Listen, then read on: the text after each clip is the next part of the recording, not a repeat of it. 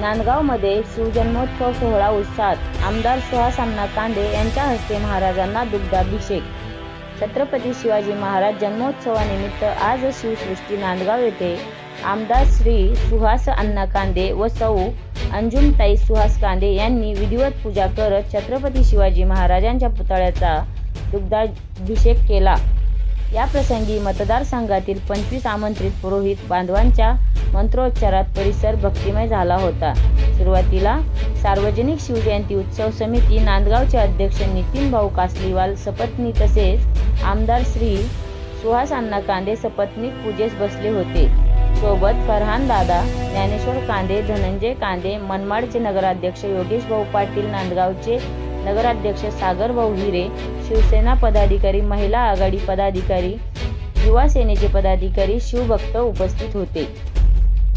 विधिवत पूजा केल्यानंतर क्रेनच्या सहाय्याने आमदार सुहास अण्णा कांदे, नूतन भाऊ कासलीवाल, अंजुमताई कांदे यांनी महाराजांच्या पुतळ्याचा दुग्धाभिषेक केला। सोबतच गंगाजल, गुलाबजल, पंचामृत दूध, फळांचा रस, पाणीसह अभिषेक करण्यात आला। महाराजांना पुष्पहार अर्पण करण्यात आला। यानंतर उपस्थित शेकडो शिवप्रेमींनी छत्रपती शिवाजी महाराजांची आरती केली। या प्रसंगी बोलताना आमदार श्री सुहास अण्णा कांदे यांनी उपस्थित सर्व शिवप्रेमींना छत्रपती शिवाजी महाराज जन्मोत्सवाच्या शुभेच्छा दिल्या। कायमच छत्रपतींचा आदर्श घेत काम करताना शिवसृष्टीचे पुढील कामासाठी 18 कोटी रुपये मंजूर झाले असल्याची त्यांनी सांगितले।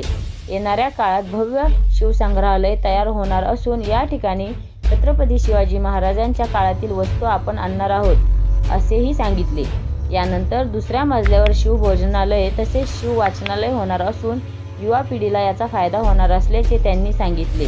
छत्रपतींच्या आशीर्वादानेच मी हे सर्व काही करू शकत आहे असे शेवटी सांगत त्यांनी सर्वांना शिवजन्मोत्सवाच्या शुभेच्छा दिल्या।